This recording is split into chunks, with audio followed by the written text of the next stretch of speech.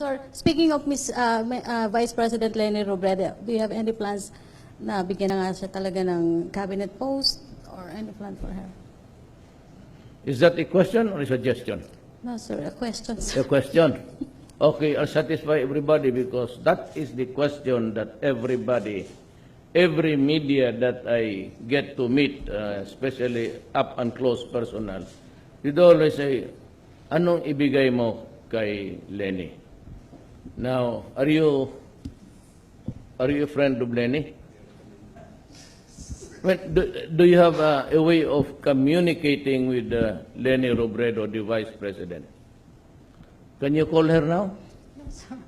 Ito to. No, sir. Sa nababasa ko lang, sir, na she expressed her desire to have a cabinet post and to join with your... Do you have the number of Leni? Call her. Because I will tell her what you are asking me always. Gabi. Gusto rin ba tanong? Tapos nga na yun. Oh, you listen.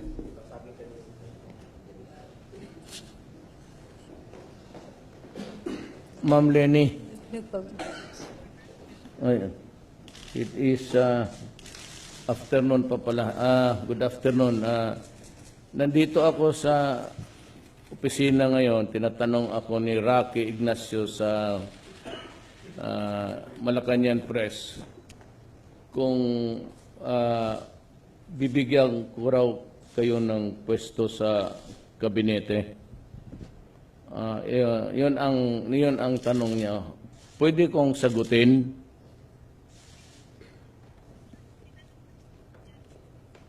At tinanong ko rin.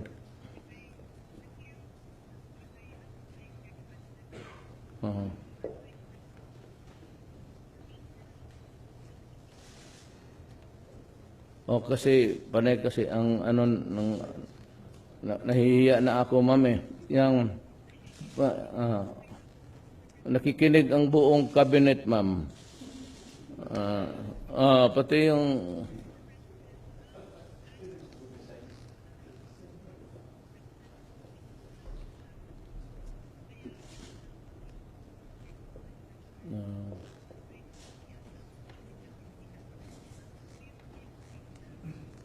kasi gusto ko, alam mo ma'am kasi, naman kita para mahinto na itong tanong-tanong.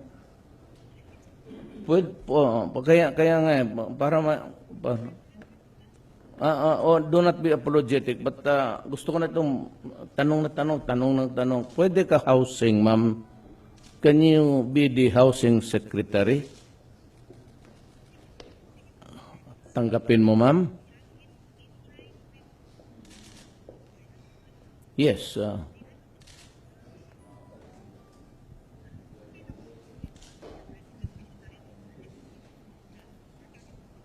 Wag na, ma'am, kunin mo na lang the executive secretary will hand you the appointment. So mahinto na ito, ma'am, kasi tatanggapin mo man kaya. Sige, ma'am, so that you'll be on time with the next cabinet meeting and even on security matters para you'll be kept abreast of what is happening to our country. Just for you to know. The constant and insistent demand, especially coming from media, the Philippines, regarding the state of where the right for information, I have decided to hurry up the process. I have the copy now, the draft, and this is the one, executive order, freedom of information. I would like just to read the opening statement. Operationalizing in the executive branch the people's constitutional right to information and the state of policies of full public disclosure and transparency in public service and providing guidelines therefore. Now, first, I would like to remind everybody that I can only bind the executive department, my branch of government. I cannot bind the other two, the judiciary and Congress, because of the separation of powers. But it is up to Congress also, if they want, that they can file and maybe come up with a copy of the Freedom of Information Law. This is just an executive order. So, this will be implemented the very least next week. This was just submitted to me after the cabinet meeting, and I have to review it personally. On the drug front, I have the three personalities that are behind in the operation and the trafficking of drugs in this country. You would notice later on, I'll give you a copy, that most of them are inside the National Penitentiary. This would show to you how corrosive and how maybe lawak the dimensions of our problems regarding drug. So, ang nandito is si Wu Tuan alias Peter Ko. He is a triad member on operating the Luzon and the NCR. He's inside the prison, but he's the one directing the traffic of the drug operations in Luzon. He's currently in jail. Leader of Bilibid 19, I don't know what this means.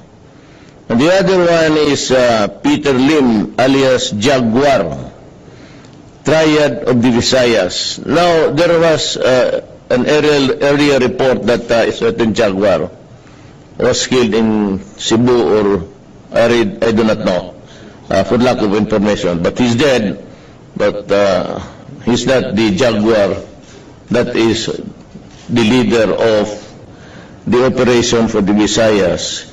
He is also inside the National Penitentiary.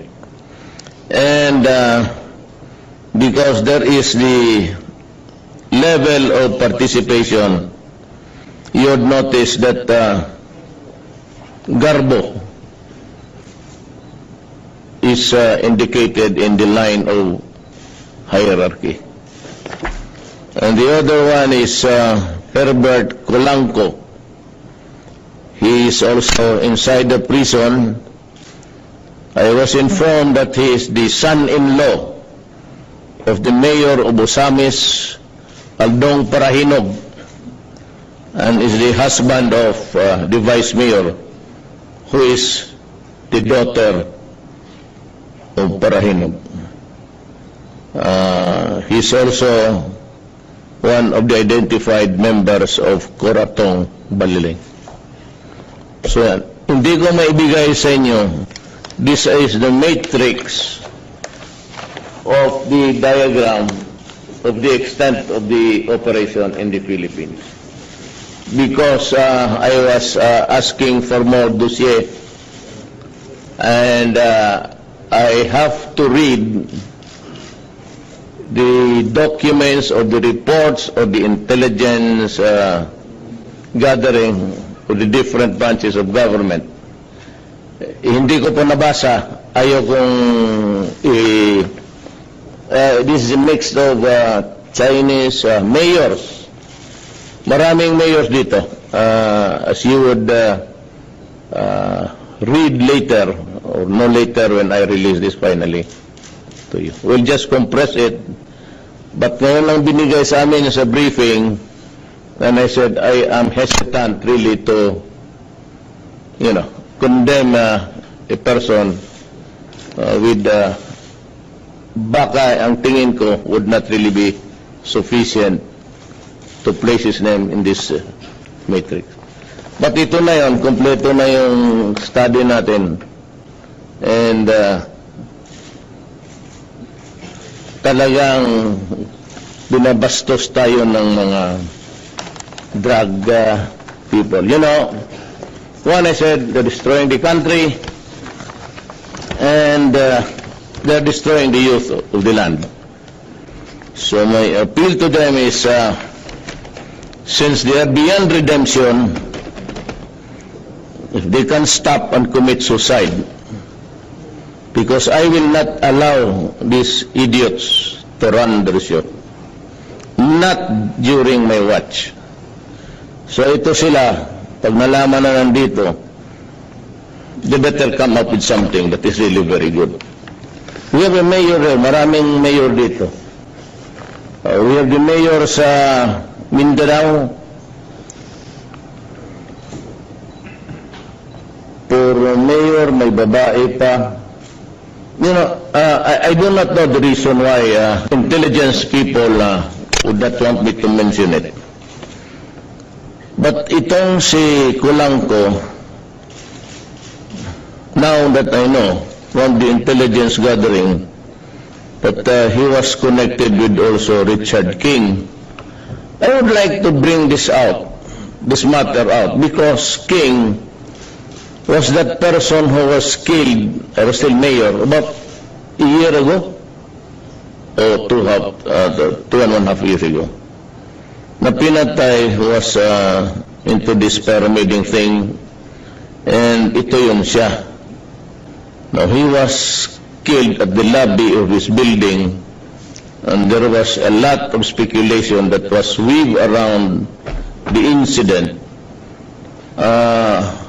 Pagkaalam ko kasi dito, he was killed at the instance or at the behest of a police colonel who is now also in prison. His name is Filonia. I forgot his first name. Nandito. So, the initial whisper before, and even before his killing, was that he was into drugs. And I think he is, ang problema dito, I was in constant touch with the family because they were also interested. Bakit? Pag hindi ganon, huli at pagpatay, marami talagang ano yan. Now, I'm sorry now to say in public and to the family who's in Cebu that after all, your son or your brother was involved in the drug front. Ang chismis ka nito na pinatay because of a love triangle, menage a trois, they called it, because magkaibigan niya sila ng asawa niya, sa asawa ng kabila. But it turned out that sa drugs ito siya. But I think and I believe that he was not killed because of drugs. He was killed because kinain niya yung pati yung propiedad ng babae. I cannot mention the name, but ito yung, these are the, again,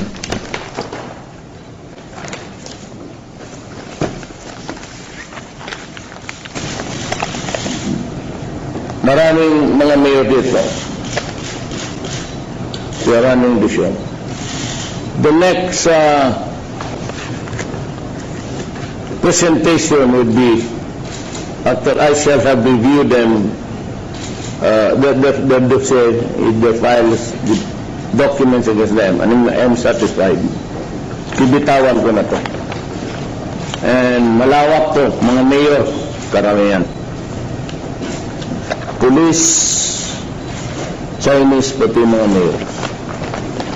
And you will have it maybe the next week.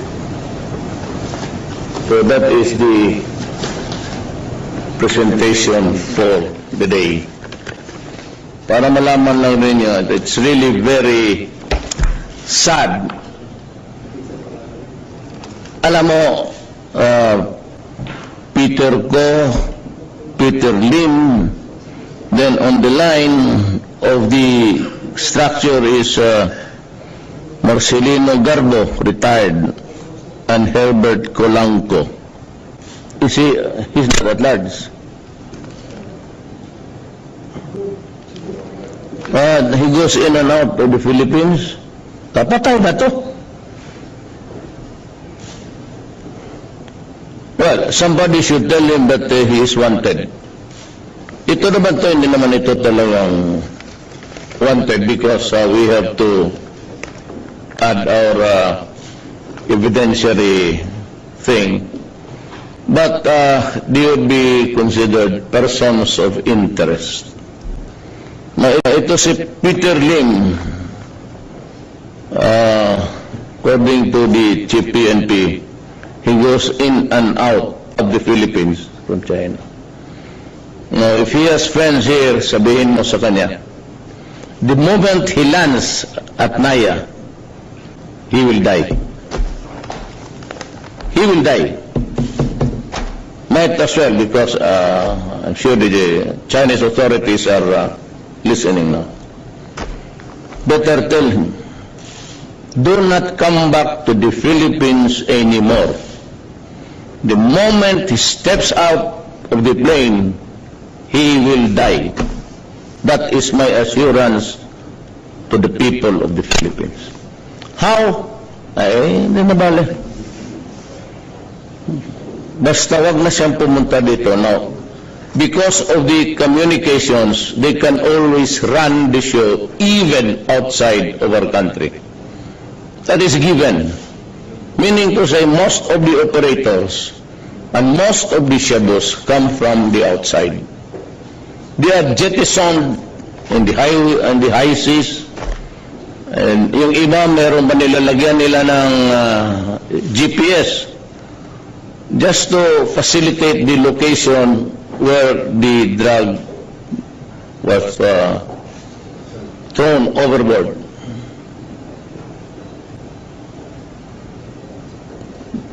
Hindi na bali, in due time, in the fullness of God's time, we will solve the problem, the drug problem of the Philippines. I'm just warning this Peter Lim and Peter Ko, do not escape from prison. You will die. Colanco, never try to go out of prison. You will die. And regarding Garbo, I think the DILG would take care of him. The other personalities in this matrix are persons of interest. Will they also die? I do not know. That is all for the day. Thank you.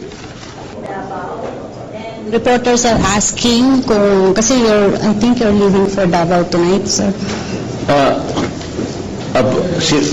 My security about my person? No, sir, yung may security threat, ISIS threat daw sa Davao ngayon, sir. Hindi sa akin. About sa akin. I heard they're offering billions. Yeah, so, I don't want to read. You have your vice president. Kaya ka tayo may vice president eh. okay, sir. There is always the rule of succession. Okay. So, sir, you're confident with your security? No, I'm confident that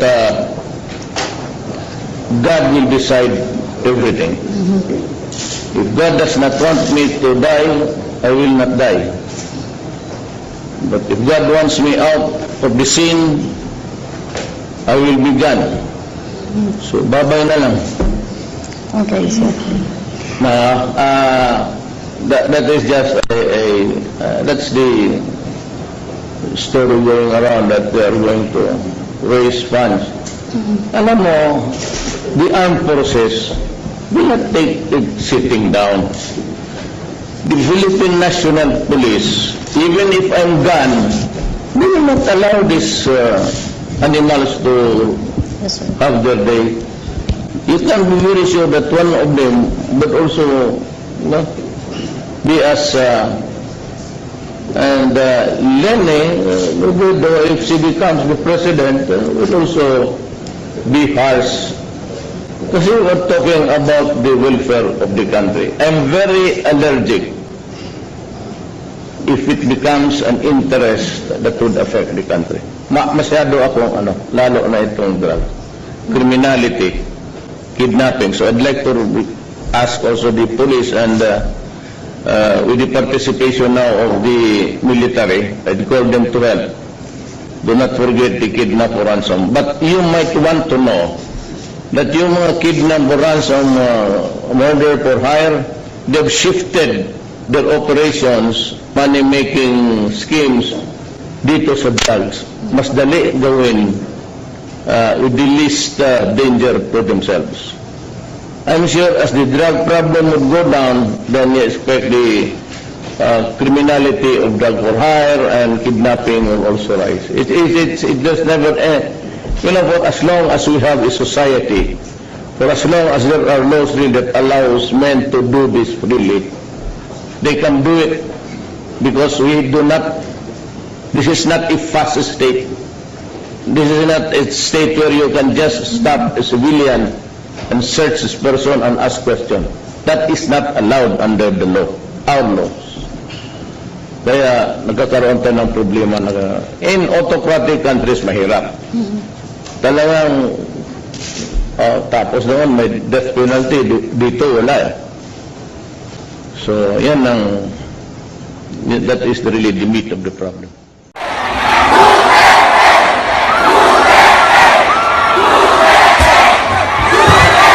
Na nandito, they better come up with something that is really very good. We have a mayor there, maraming mayor dito. We have the mayor sa Mindanao. Puro mayor, may babae pa. You know, I do not know the reason why intelligence people would not want me to mention it. But itong si Kulangko, now that I know from the intelligence gathering that he was connected with also Richard King, I would like to bring this matter out, because King was that person who was killed, I was still mayor, about a year ago, or 2.5 years ago. Na pinatay, who was into this pyramiding thing, and ito yun siya. Now, he was killed at the lobby of his building, and there was a lot of speculation that was weaved around the incident. Pagkaalam ko kasi dito, he was killed at the instance or at the behest of a police colonel who is now also in prison. His name is Filonia. I forgot his first name. Nandito. So, the initial whisper before, and even before his killing, was that he was into drugs. And I think he is, ang problema dito, I was in constant touch with the family because they were also interested. Bakit? Hindi ganon, huli at pagpatay, marami talagang yan. Now, I'm sorry now to say in public and to the family who is in Cebu that after all, your son or your brother was involved in the drug front. Ang chismis ka nito na pinatay because of a love triangle, menage a trois, they called it, because magkaibigan niya sila ng asawa niya, sa asawa ng kabila. But it turned out that sa drugs ito siya. But I think and I believe that he was not killed because of drugs. He was killed because kinain niya pati yung propiedad ng babae. I cannot mention the name, but ito these are the, again,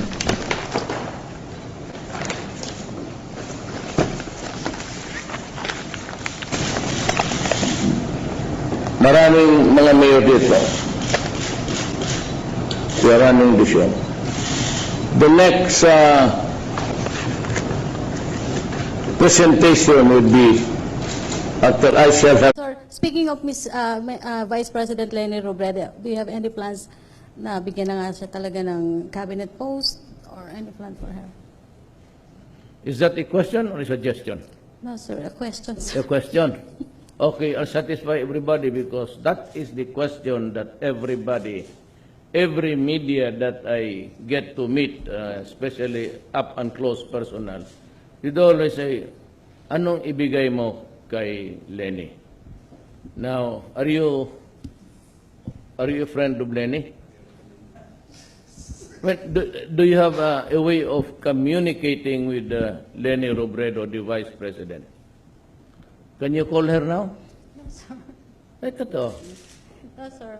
Nababasa ko lang, sir, na she expressed her desire to have a cabinet post and to join with your... Do you have the number of Leni? Call her. Because I will tell her what you are asking me always. Grabe. Gusto na ba tanong? Tapos nga na yun. Oh, you listen.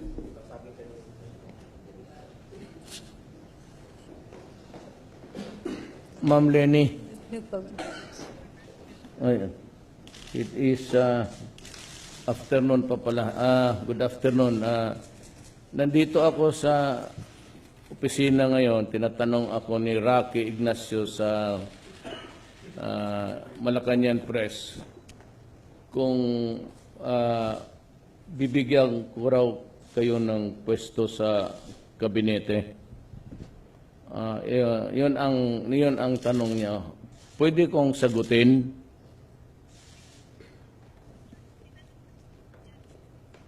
At tinanong ko rin.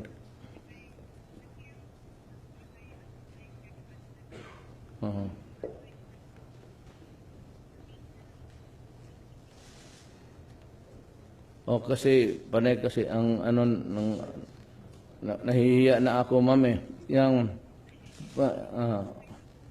nakikinig ang buong cabinet, ma'am. Pati yung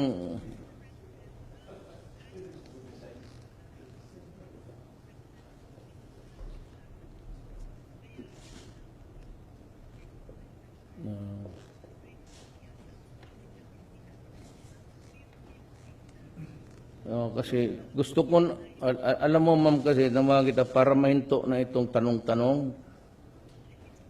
Pwede po, kaya nga, para do not be apologetic, but gusto ko na itong tanong. Pwede ka housing, ma'am? Can you be the housing secretary? Tanggapin mo, ma'am? Yes.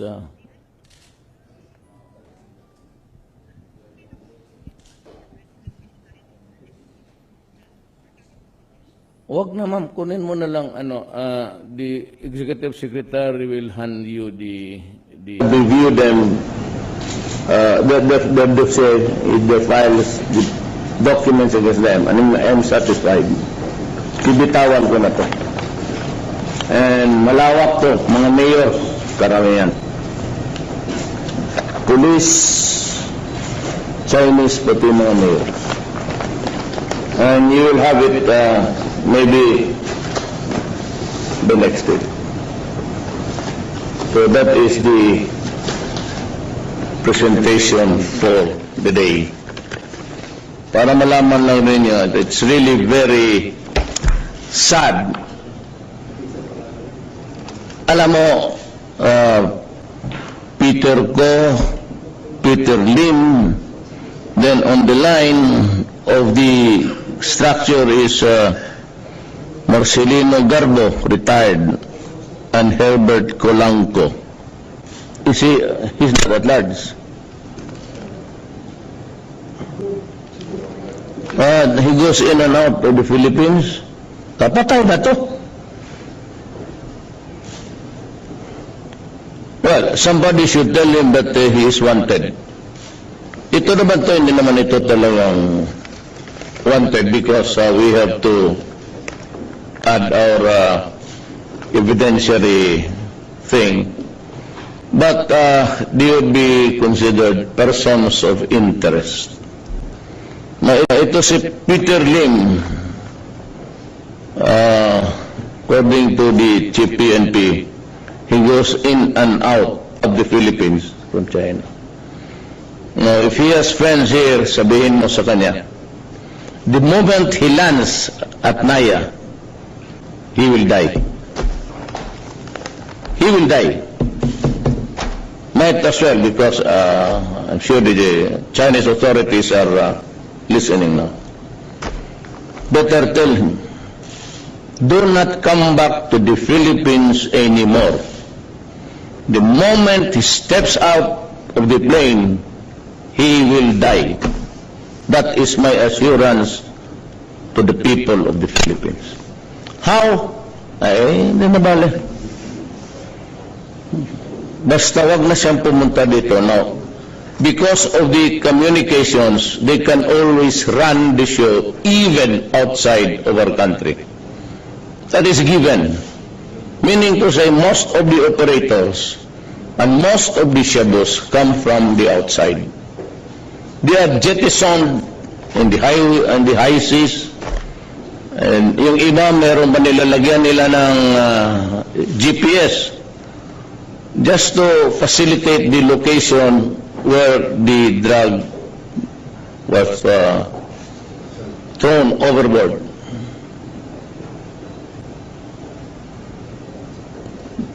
Hindi na bale, in due time, in the fullness of God's time, we will solve the problem, the drug problem of the Philippines. I'm just warning this Peter Lim and Peter Ko, do not escape from prison. You will die. Kulang po. The appointment. So, mahinto na ito, ma'am, kasi tatanggapin mo man kaya. Sige, ma'am, so that you'll be on time with the next cabinet meeting and even on security matters para you'll be kept abreast of what is happening to our country. Just for you to know. The constant and insistent demand, especially coming from media, the Philippines, regarding the state of where the right for information, I have decided to hurry up the process. I have the copy now, the draft, and this is the one executive order, freedom of information. I would like just to read the opening statement. Operationalizing in the executive branch the people's constitutional right to information and the state of policies of full public disclosure and transparency in public service and providing guidelines therefore. Now first I would like to remind everybody that I can only bind the executive department, my branch of government. I cannot bind the other two, the judiciary and Congress, because of the separation of powers. But it is up to Congress also, if they want, that they can file and maybe come up with a copy of the Freedom of Information law. This is just an executive order. So this will be implemented the very least next week. This was just submitted to me after the cabinet meeting, and I have to review it personally.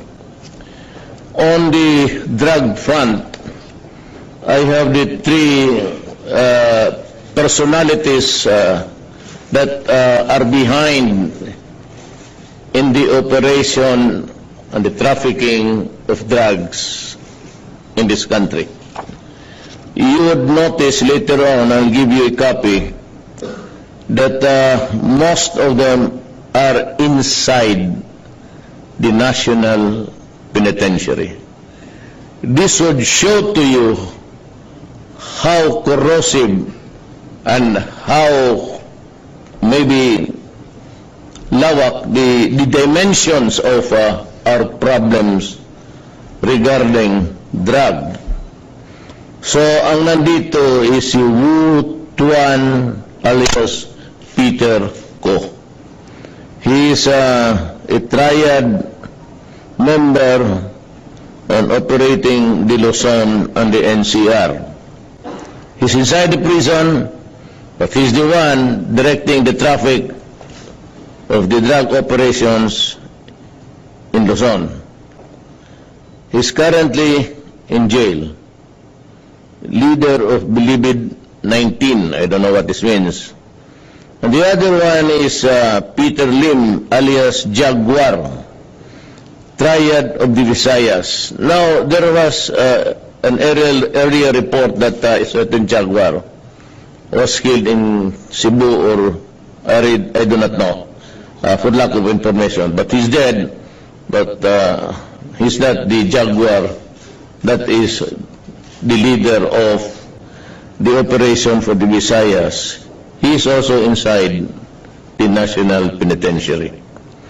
And because there is the level of participation, you would notice that Garbo is indicated in the line of hierarchy. And the other one is Herbert Colanco. He is also inside the prison. I was informed that he is the son-in-law of the mayor of Osamis, Aldong Parahinog, and is the husband of the vice mayor, who is the daughter of Parahinog. He is also one of the identified members of Coratong Baliling. So, hindi ko maibigay sa inyo. This is the matrix of the diagram of the extent of the operation in the Philippines. Because I was asking for more dossier, and I have to read the documents or the reports of the intelligence gathering of the different branches of government. Hindi ko po nabasa. Ayaw kong this is a mix of Chinese mayors. Maraming mayors dito. As you would read later, or no later when I release this finally to you. We'll just compress it. But ngayon lang binigay sa amin sa briefing, and I said I am hesitant really to, condemn a person with baka ang tingin ko would not really be sufficient to place his name in this matrix. But ito na yun, kompleto na yung study natin. And talagang binabastos tayo ng mga drug people. One I said, they're destroying the country, and they're destroying the youth of the land. So my appeal to them is, since they are beyond redemption, if they can stop and commit suicide, because I will not allow these idiots to run the show. Not during my watch. So ito sila, pag nalaman